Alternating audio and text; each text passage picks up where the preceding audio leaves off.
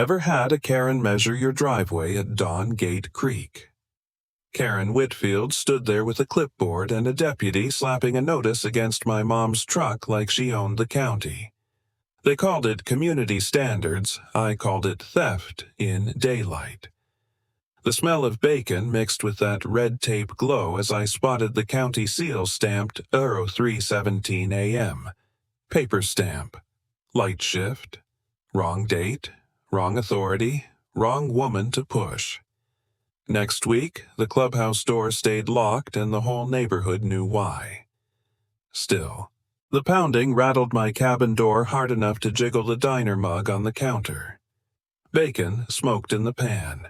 A manila folder lay beside its stamp, winking in the sun, received 03:17. "Sir, open up," a man barked. I cracked the door. A sheriff's deputy stood with a clipboard, steam lifting off the fog-wet brim of his hat. Behind him, the lake road, the HOA gate arm down, and Karen Whitfield planted like she owned the county. A neon orange notice flapped on Mom's truck. "Morning," I said. "You burning my breakfast or my rights?" "Sir," the deputy said, voice steady but thin. "I have papers to serve ongoing non-compliance lien and immediate seizure of assets pending board action." "Assets," Karen echoed, sweet as ice. "Community standards leave no exceptions." I killed the stove, slid the mug aside and picked up the folder. Paper edges bit my fingers. "Deputy," I said, stepping out. "You brought papers. I brought history." He glanced past me. "Sir, we don't need a scene." Karen lifted her chin. Tyler, her clipboard-carrying nephew, straddled a golf cart like a parade marshal. "We posted the notice at 0600, Karen said.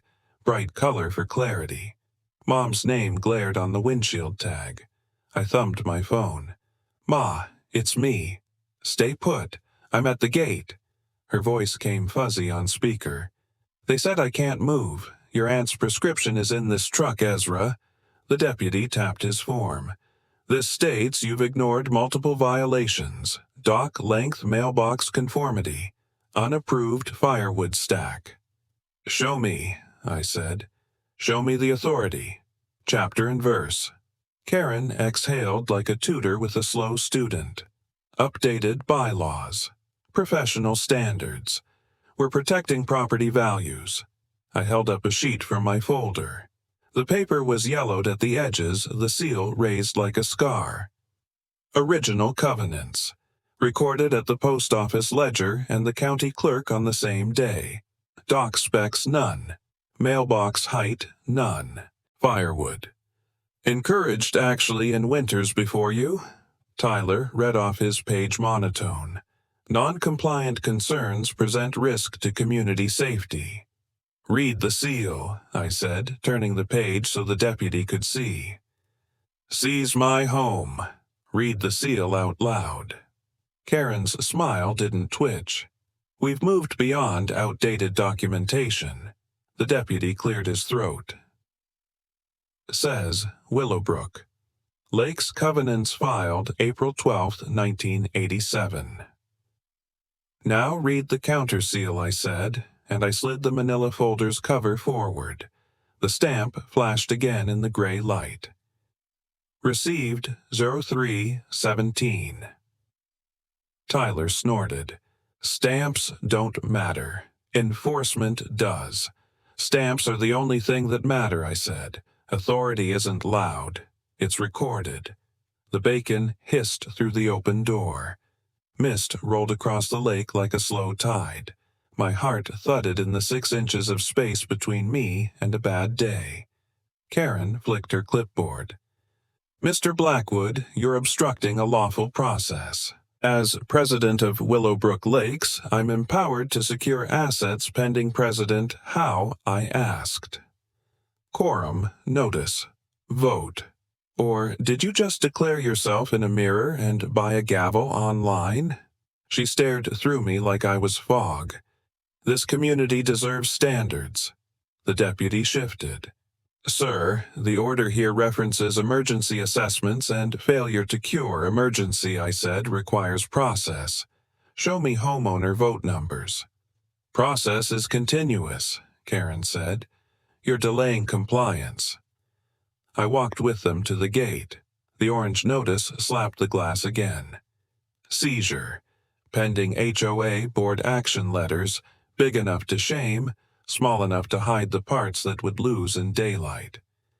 Deputy, I said softly, I respect your badge, but this gate stands on a public easement. That cart path you're calling a private road? Check the plat. County maintains drainage. Karen's team is playing road games. He looked at the pavement, then at Karen. Ma'am, easements adapt, she said. We clarified jurisdiction. I set the deed on the gate post. The seal caught another slice of light. 15 years with this dock. Permitted. Inspected. Passed. Then you arrive with a thicker rulebook and thinner patience. Tyler revved the golf cart wheels, chirping. Rules evolve. Like the measurements you took with a tape that starts at -2, I said. His smirk froze. I pointed to Mom's truck. She's headed to the pharmacy. Your notice blocks medicine. Karen didn't blink. Trucks don't outrank standards. I called Mom back, put her on speaker. You hear that? Her sigh crackled. I hear it. The deputy rubbed the bridge of his nose. The fog carried a hint of wet cedar and burnt breakfast. He thumbed through his packet pages, whispering like nervous jurors. Look here, I said, tapping the footer. County stamp is black on gray in this edition. The real one, I angled my received 0317 page beside his is blue with microtext. Yours reads like it came off a copy machine in a hurry. Karen's tone sharpened. You are flirting with consequences, Mr. Blackwood. Consequences are married to procedure, I said. You brought papers, I brought history. The deputy compared the seal's lips moving as he read. His finger settled on a date. He hesitated. That pause was a hinge. Deputy, Karen pressed. Proceed. He swallowed. This font doesn't match. Tyler rolled his eyes. Fonts don't matter. Fonts are fingerprints, I said, and maps are bones. You want to enforce, we'll do it on the record. Karen leaned close enough I caught a blast of citrus perfume. You think theatrics change outcomes? Not theatrics, I said. Evidence. I slid another page forward. Bylaws index original pagination and let it kiss the metal of the post with a soft thunk. The sound was small, but people turned for small sounds in quiet places. A couple of neighbors had drifted to their porches. One lifted a phone. Karen noticed. Her smile tightened. Deputy, she repeated, seize the vehicle. He didn't move. Or, don't, I said, calm as a level. Call the clerk. Ask her what color that stamp is this quarter. Ask her if an HOA board can block a county-served road. Ask her whether a deputy wants to be the test case in a breakfast seizure caught on Channel 7. Tyler hissed, You can't threaten the department. It's not a threat. It's a record. The deputy looked at the truck, my folder, the fog, the neighbors' phones. He lowered the clipboard half an inch. Karen's voice thinned. We have authority. Show it, I said. All of it. On mic, on paper, under oath. He met my eyes, tired, decent, and trapped. Sir, give me a minute. He stepped back, tugging his radio. Karen didn't follow. Her heels locked to the road like screws biting metal. I gathered the papers, squared the corners with my thumb. The gate's motor hummed in the mist, a quiet warning. Mom breathed over the speaker, steadying with me. We'll see who signs first, I said. The deputy stared at the mismatched seal's lips still moving. He hesitated again, and that was enough to hold the morning open. Cliff reveal, tease. The real ownership still unseen, but the paper has found daylight.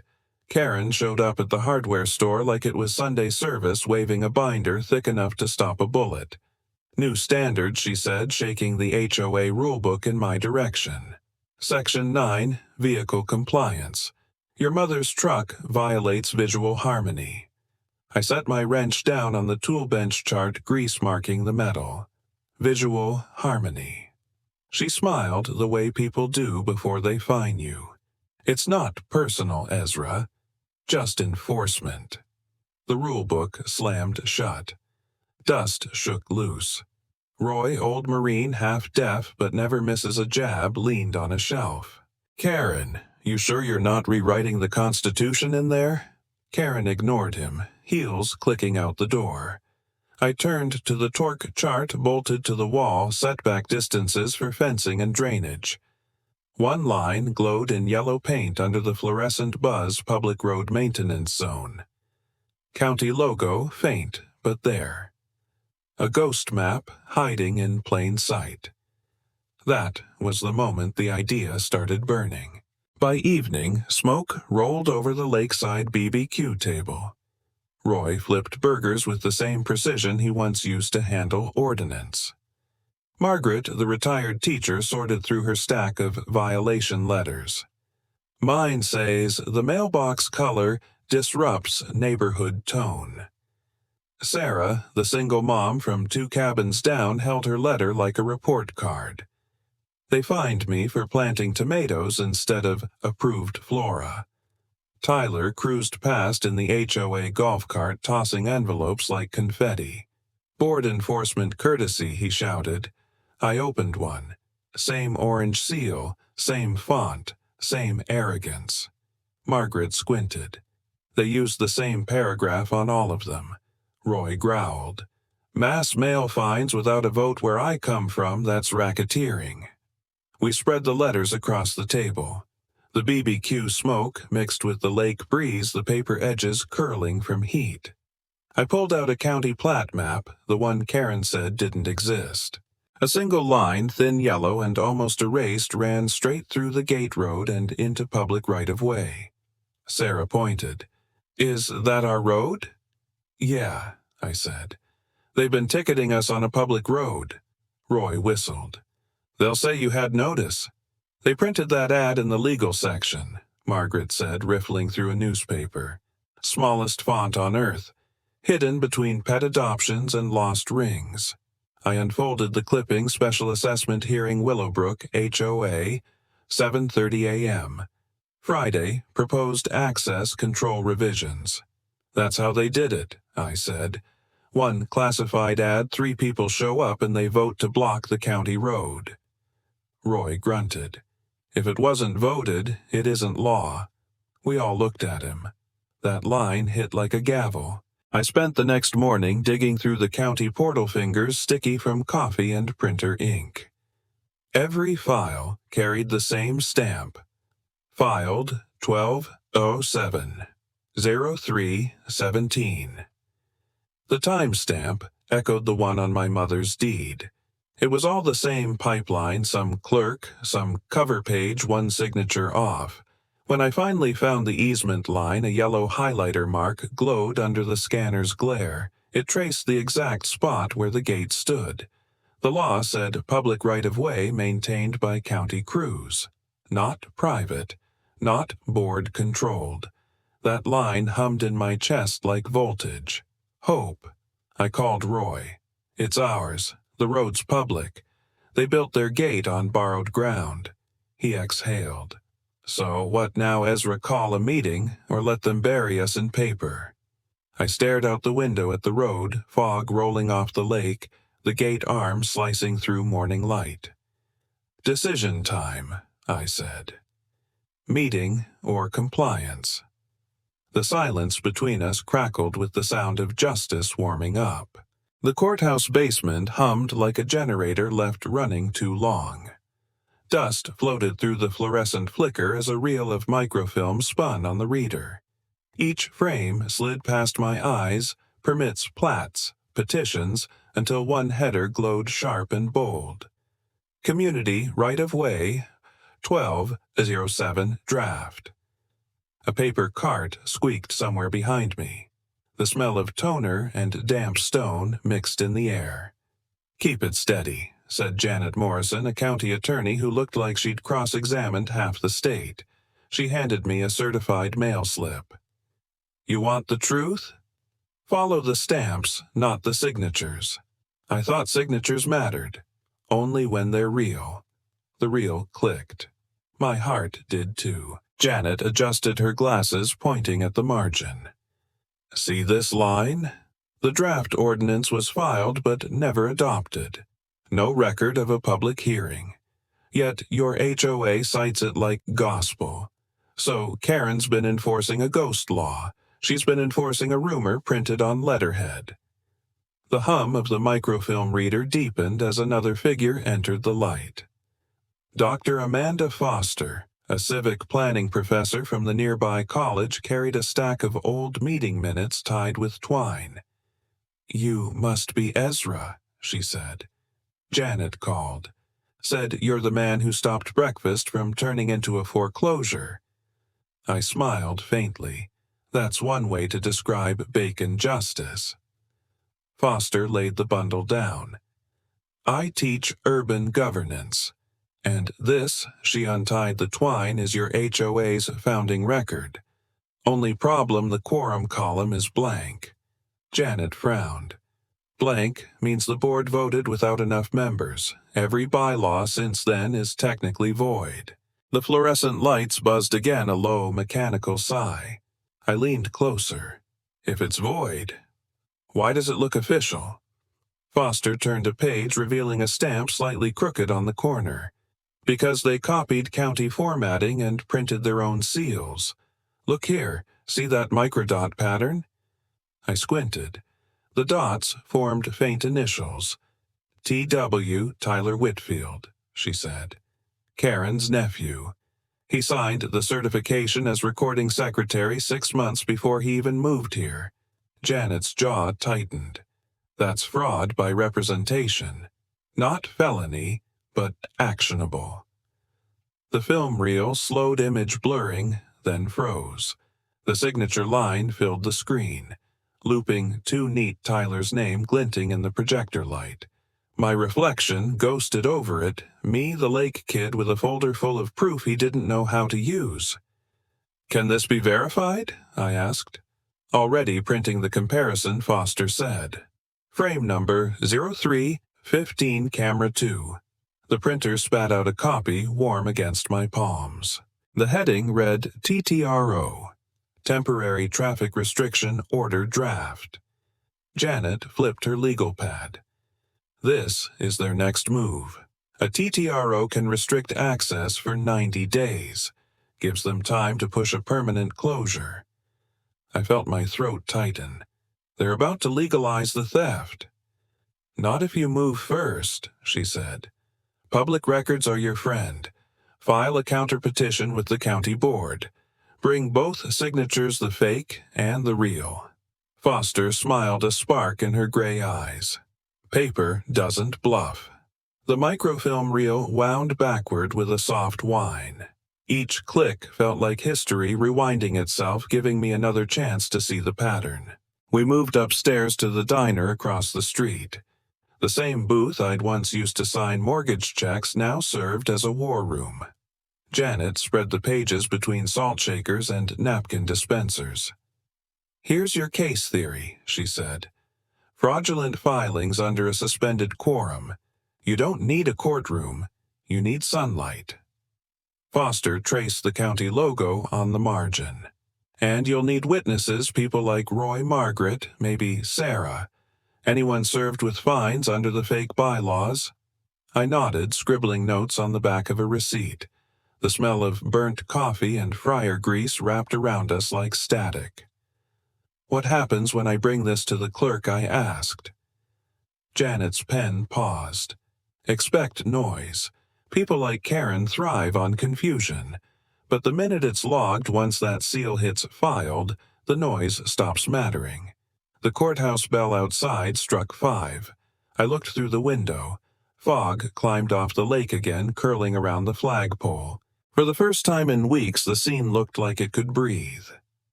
"Thank you," I said quietly. Foster smiled. "Justice isn't polite, Ezra. It's patient." The printer in my bag clicked once more. TTRO. Draft. Received. Fear 12-07. 03-17. The proof was solid now. Law had begun to turn. The red LED blinked like a pulse against the fogged glass. 03:15 a.m. The feed from the gate camera stuttered, then sharpened. Karen's SUV rolled past the boundary marker taillights sweeping across the wet asphalt. The boundary pin, once upright in the gravel, leaned at an angle under my flashlight. "Caught her," Roy whispered. She shifted it 2 feet east. I zoomed the feed, heart beating in sync with the LED blink. "That's encroachment on a county easement." Translation, Roy said. "It's fraud with landscaping." He chuckled low. "Good line for the record." On my workbench, the locksmith's card hung beside the survey map. Gate Access Specialist Licensed. Karen's team had called him last week, trying to install new locks before the hearing. I pinned the card next to the map, then switched off the lamp. The proof was stacking up. The camera didn't lie, it just waited. By morning, we met at the VFW hall, a 1-story block smelling of polish and old coffee. The urn hissed behind the counter while Janet arranged files like ammunition across the table. "Today we file," she said. "Temporary traffic restriction order, counterclaim not defense. You're petitioning to remove an unlawful obstruction." Dr. Foster adjusted her glasses. "And every citizen on that road has standing. This is no longer personal property, it's public access." Sarah took notes, her pen trembling. "They'll say we're trespassing on our own driveways." "Then we prove it's ours to begin with," Janet replied. I opened the laptop. The gate feed rolled again, timestamp glowing red, 03:15:47. The footage froze on Karen's SUV bumper as it nudged the boundary pin. Foster leaned forward. "This frame." "Tyler's reflection. He's holding a tape measure." "Nice to see family projects run late," Roy said. I hit print. The image came out grainy, but the data bar along the bottom showed GPS coordinates within the public right-of-way. The truth wasn't flashy. It was technical. Janet slid the document into a folder labeled Filed 4/1/12/07, TTRO, Petition. Once this is stamped, their entire rulebook becomes Exhibit A in their own undoing. We carried the packet through the courthouse atrium shoes, squeaking on the tile. The clerk's window glowed under fluorescent light. She looked up mid-yawn. You folks from Willowbrook Janet smiled like a lit fuse. Counterpetition. Public access restoration. The clerk skimmed the cover page. Her eyes landed on the footage still frame stapled behind the signature sheet. "You got video proof?" "Yes, ma'am," I said. "Time-stamped 03:15. Camera 3. Her eyebrows lifted. "That's county infrastructure cam. They shouldn't even have access." "Exactly." The clerk turned to the scanner, lips moving as she read. Then, with the dry punch of finality, she stamped the corner. Filed, Fear 12/07, received 09:41 a.m. The sound echoed down the hall louder than any argument we'd had all month. I exhaled slow. "It's official." Janet grinned. "And irreversible." Foster sipped from a styrofoam cup, nodding. "You've shifted the burden. Now they have to explain." Roy let out a low whistle. "Feels like winning without the fireworks." Janet glanced at me. "Now, Ezra, call the reporter."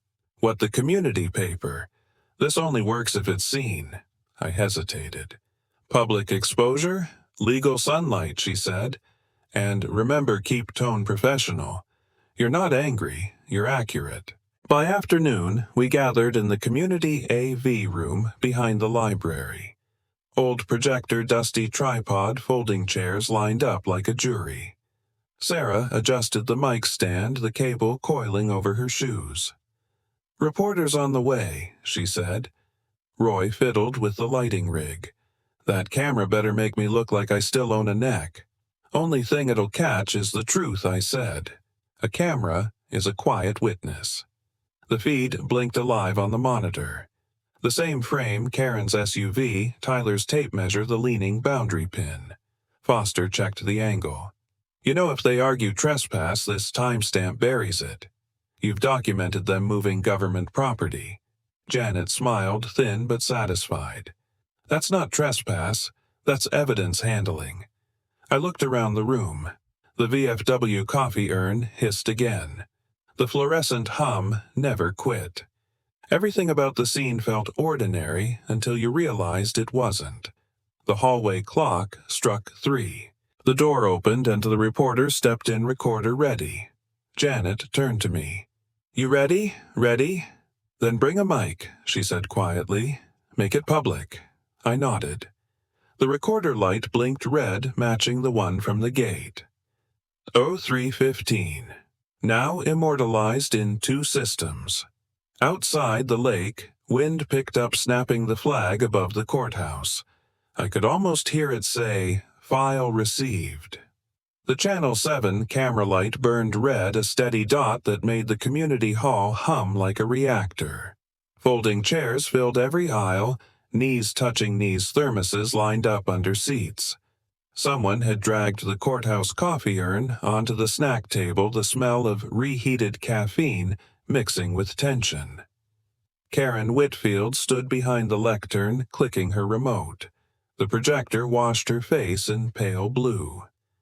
"Tonight," she announced, "we reaffirm community unity through updated compliance policy. Slide 1, HOA seal. Slide 2, photos of violations. Mom's truck. Roy's mailbox. Sarah's tomato garden." I sat in the second row beside Janet, my hand tight on a folder labeled Filed 4/12/07. Audit Summary. The mic cord at the podium curled across the floor like a fuse waiting for spark. Karen smiled for the cameras. "We appreciate Channel 7 joining us to witness transparency in action." Her lawyer Sterling straightened his tie. "We'll begin with a short review of board authority." "Stop there," I said, rising. "Authority based on what heads turned." Karen's clicker paused mid-air. Mr. Blackwood Sterling said, "This is not an open forum." "It's public record," I replied. I walked to the front, the mic feedback cracking once. "You're citing bylaws never ratified and signatures proven false." Karen forced a laugh. "Conspiracy theories don't belong in our minutes." I lifted the page. Stamped received 03/17. Neither do forged minutes. A ripple moved through the hall, rustling papers, whispers, phones raised. The Channel 7 reporter leaned in. Karen clicked again. The next slide froze Tyler's typed name under Recording Secretary. I held up the microfilm printout from camera 0315. That signature predates his residency by 6 months. Filed under an inactive quorum. You've been running a private club on county property.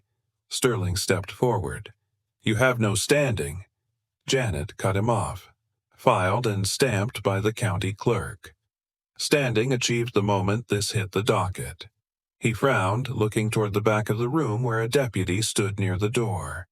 Karen's tone sharpened. We acted for safety. Gate security traffic. I slid a second document across the table. Then why remove the boundary pin at EO 3:15 a.m.? That's not safety, that's control. Gasps fluttered through the crowd. Roy's voice boomed from the back. We're veterans, not suspects. Sarah rose beside him. You fined us for groceries and driveways. Enough. The mic trembled in Karen's hand. This meeting will come to order. Order starts with truth, I said. The truth was filed, 41207. The reporter's phone buzzed. She raised her hand. We have Judge Morales on the line. He's watching live from chambers. The room fell silent except for the hum of the projector fan. Judge Sterling asked, face paling. A voice echoed through the speaker, calm, precise. I've reviewed the filings. The HOA's TTRO authority is suspended pending audit. All enforcement actions are to cease immediately. Karen's lips parted, but no words came. Morales continued, Ms. Whitfield, you're instructed to turn over all governing documents to county review within 72 hours. The crowd erupted. First murmurs, then applause. Folding chairs scraped the floor as people stood. Karen stared into the red tally light. The feed caught her still eyes wide, slide frozen behind her reading, Community Standards Protect Value. Janet whispered, She's on record now. I looked straight into the lens. Paper outlives noise. The applause deepened rhythmic, now echoing off the metal walls. Roy slapped my shoulder. Sarah wiped her eyes. Karen's lawyer gathered his papers like fallen leaves. The judge's voice crackled one last time. Mr. Blackwood, thank you for bringing this forward. The county appreciates your diligence. The line clicked off. Silence again, but the kind that holds weight. Karen exhaled, shoulders trembling. You've humiliated this board. No, I said. You did that when you forgot the rules you wrote. Channel 7's cameraman panned across the crowd faces lit by justice, disbelief, relief. Every lens, every mic, every blinking red light captured a power shift no one could unsee. Outside, the flag rustled in the night wind. The courthouse urn hissed like it had heard enough speeches for a lifetime. I closed the folder, the raised seal pressing against my palm. For the first time, it felt warm. The morning air carried the scent of dew and diesel. A line of news vans idled by the main road gate, their antennas swaying like reeds. The flag above the courthouse rippled sunlight flashing off its brass hook. Sheriff Daniels stood beside me, hand resting on a manila folder stamped Court Order 41207. The press murmured, adjusting cameras. Beyond the tape, Karen and Tyler waited, arms folded, faces pale. Judge Morales stepped out of the courthouse robes, swaying lightly in the wind. Let's make this clear and lawful, he said. His voice didn't rise. It didn't need to. The bailiff unfolded the document paper, crisp against the breeze. This injunction, he read, hereby revokes the Willowbrook HOA's authority to restrict or manage traffic along County Easement Number 4A. Effective immediately, the roadway shall return to public domain under county oversight. Cameras clicked. Reporters scribbled. The words echoed across the asphalt like a small revolution. Karen whispered something to her nephew. Tyler's jaw tightened. Judge Morales nodded toward me. Mr. Blackwood, this began with your filing under Keener 1207. Justice moves slow, but it moves. I met his eyes. Thank you, Your Honor. He gave a faint smile. You followed the right path. That matters more than winning. The sheriff handed me a ring of keys, 3 silver, 1 brass, all tagged Gate A. You'll want to do the honors, Daniel said. The crowd hushed. The moment carried the hum of a generator before the surge. We walked to the gate together, cameras following. The padlock hung heavy and rusted like it had been waiting years to open. I slid the key in. It turned with a click that cut through the morning. Gate open, I said quietly. The sheriff raised a hand to the crew waiting by the flagpole. The men lifted the new sign from its crate, fresh white aluminum, bold black letters, road closed to HOA control, Fier 1207. The bolts rang out sharp as they drove them in. Every sound, hammer strike, chain drop, felt ceremonial. Karen stepped forward, voice trembling. "You can't just erase governance. We built this." "You built a wall," Daniel said evenly. "Law just tore it down." Tyler looked at the sign, eyes darting. "We thought we were keeping order." I turned to him.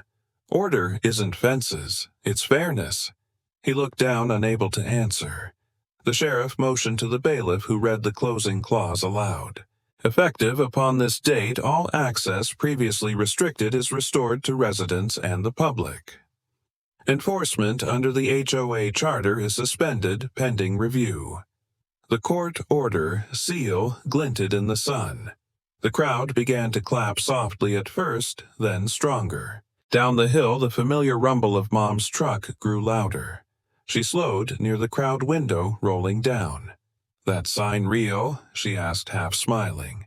"Stamped, sealed, and delivered," I said. Daniels gestured. "Let her through." I swung the gate wide. The hinges groaned like they were exhaling. Mom's truck rolled forward, sunlight flashing off the hood tires, crunching the gravel that had once marked our boundary. Sarah waved from the sidewalk. Roy gave a salute. Janet stood with arms crossed, satisfied and quiet. The reporter held up her mic. "Mr. Blackwood, do you have a statement for the record?" I took a breath, steady. "Yeah. Gates serve people, not boards." The cameras leaned in. That line hit like a gavel. Judge Morales turned toward the crowd. "Let's keep this day about order and renewal. The road's free again. Let's drive it with respect." Karen's shoulders sagged. She looked older, smaller, as if the gate itself had been holding her up. Foster stepped beside her. "You could help fix what's next, you know. Law's not revenge, it's repair." Karen nodded faintly but said nothing. The crew lowered their tools. Reporters packed cords, the flag above fluttering steady now, not fighting the wind, but working with it. Janet handed me the stamped copy of the injunction. "You've got your legacy paper," she said softly. I ran my thumb over the embossed seal. "Feels lighter than I expected." "That's how law should feel," she replied. "Heavy at first, lighter when it's shared." The sheriff locked the gate open. Cameras caught the final shot, sunlight pouring through the open frame, the new sign gleaming under it. Behind me, Morales spoke into a phone for his clerk. Noted at 10:42 a.m. Filed under Kircher 12:07. Paper met, law met sunlight. The crowd started to disperse, but the applause lingered like an echo. Someone whistled. Someone cried. For the first time in months, the road didn't hum with fear, it hummed with motion. I looked back at the courthouse steps, at the reporters still typing. Roy waved his cap. Sarah snapped a photo. Mom honked twice and rolled through the open gate. The chain lay coiled on the ground, harmless. I bent, picked it up, and set it on the post. The wind caught the flag again, one sharp snap like punctuation. The folding tables returned to the community hall, but this time they carried pitchers of lemonade, BBQ platters, and paper plates stacked beside stapled agendas. No shouting, no gavel, no microphones, just the low hum of conversation and the scrape of chairs on the polished floor. The same space that had once echoed with anger now sounded like relief, trying to remember how to speak. Sunlight slanted through the tall windows, catching the dust and the faint gold thread of the county seal embroidered on the new banner at the front Willowbrook Community Reform Board open session.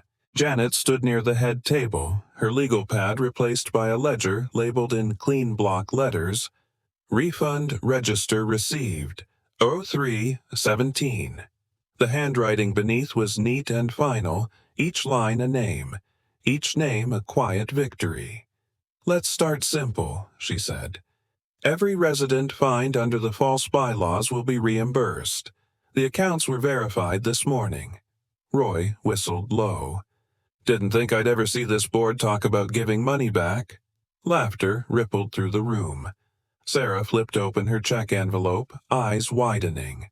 $412. I'm framing it. Dr. Foster smiled. Frame the principal instead. Accountability has a receipt. The line landed soft but firm.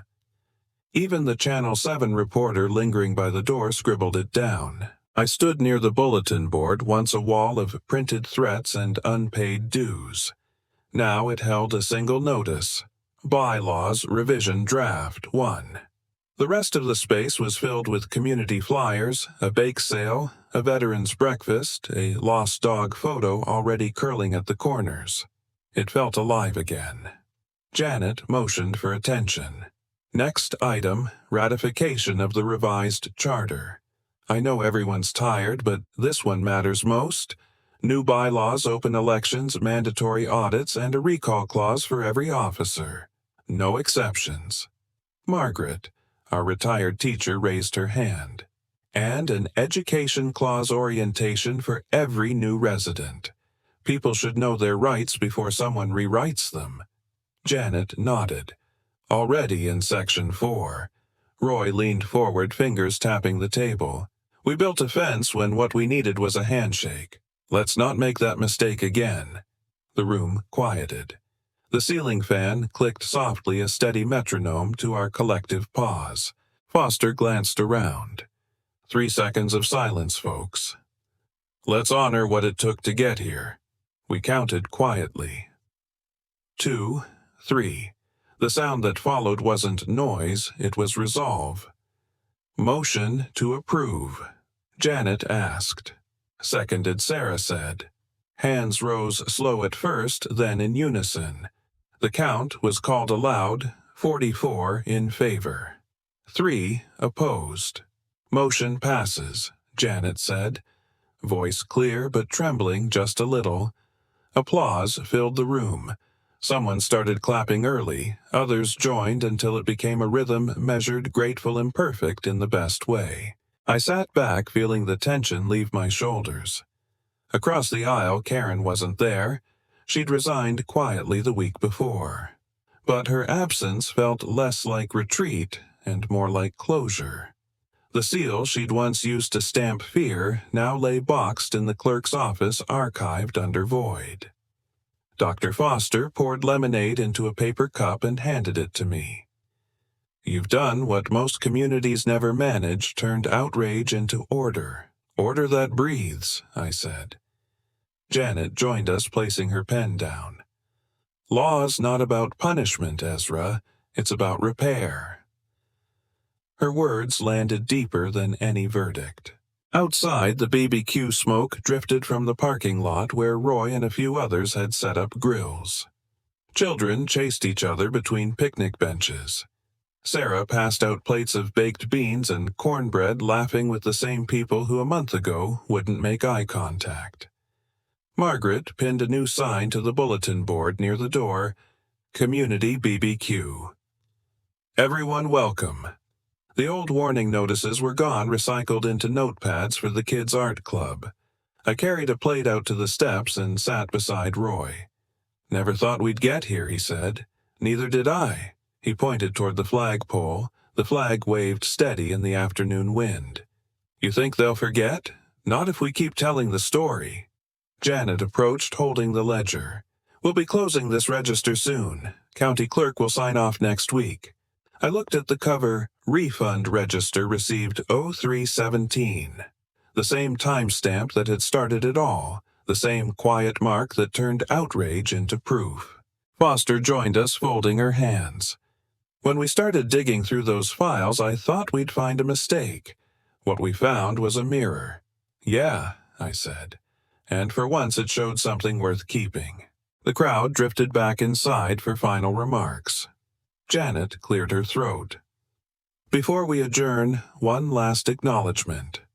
This reform doesn't erase the past, it records how we fixed it. A final round of applause rose slower this time, deliberate. It lasted exactly 3 seconds before fading into quiet again. I looked at the tables lined with empty plates at the new bylaws spread out for signatures and felt something I hadn't in months: equilibrium. Roy leaned over. Guess the gates finally serve us, huh? I smiled. They always did. We just forgot how to open them. The hall light flickered once as the sun dipped lower, catching the ledger's seal before it closed for the last time. Outside, the sound of hammers echoed faintly down the street where the new sign from the courthouse crew stood tall.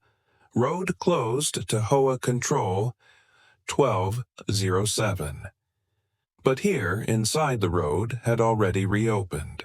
The noon sun burned clean and bright over the lake entrance, the kind of light that erases shadows, but not memory.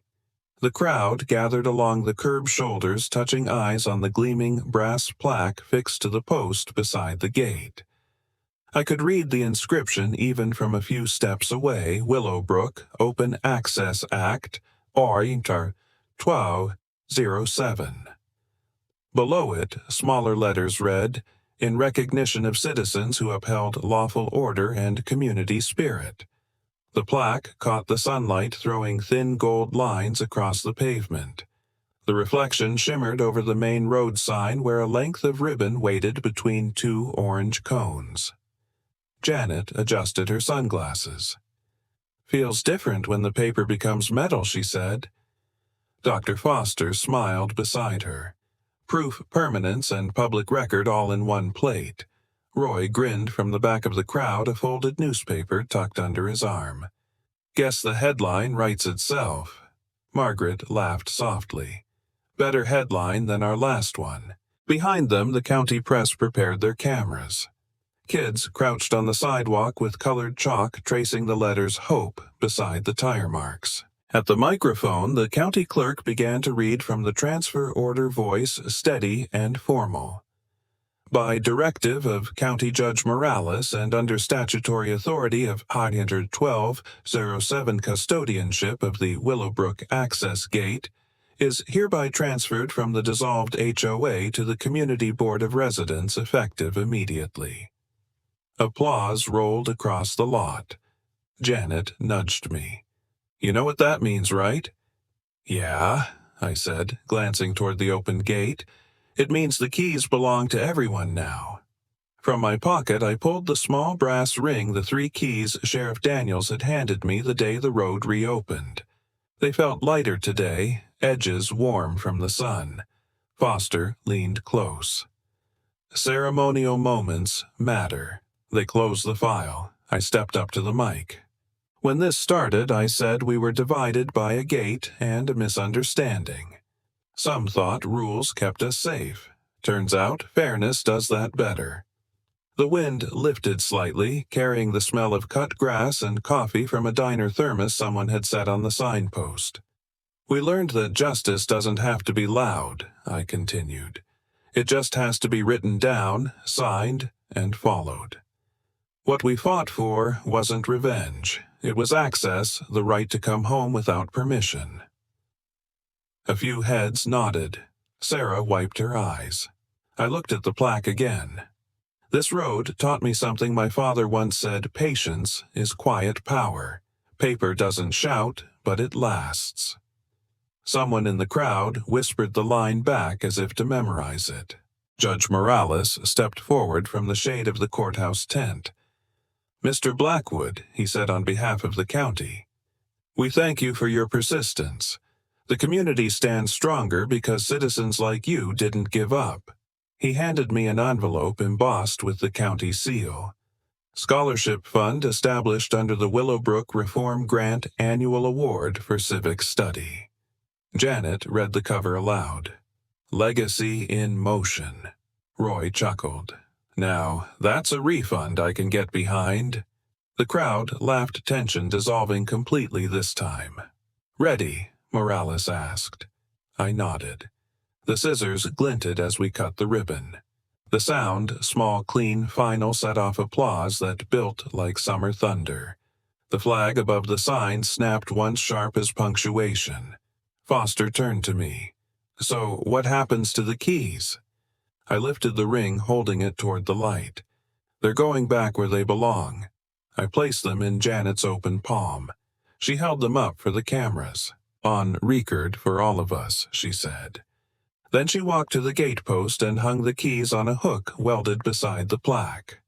The sunlight caught them just right. They looked like they belonged there from the start. Reporters crowded in with microphones. Ezra, one final question one asked.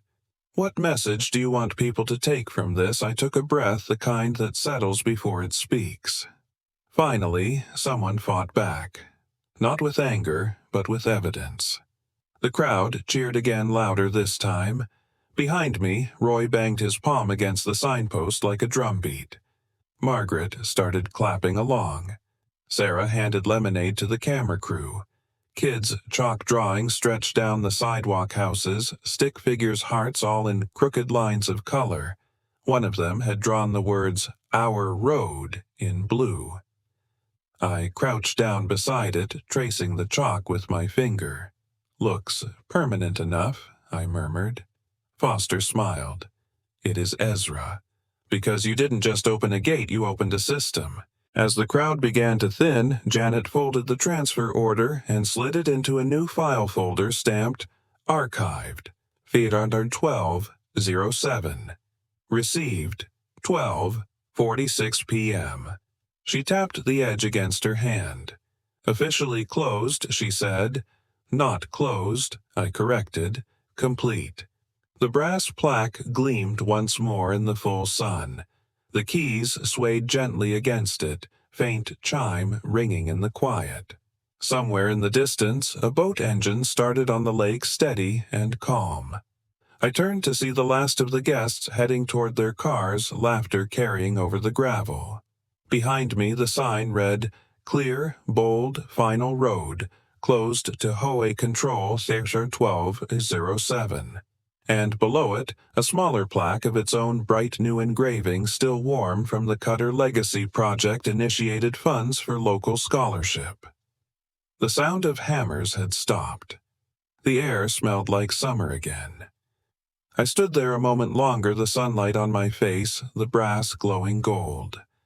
The gate was open, and for once so was everything else. The brass plaque at the gate still caught the noon light, the engraved seal warm beneath my hand. Around it, neighbors stood quietly, the ribbon's frayed ends fluttering against the post. We'd spent months proving what fairness really meant, law not as punishment, but repair. The posted order, 1207, gleamed like a promise that patience could rebuild trust. Every key returned. Every refund written. Every silence now meant respect, not fear. Justice, I learned, isn't loud, it's steady. Finally, someone fought back. Share your HOA story below your map M. I'd help someone redraw theirs.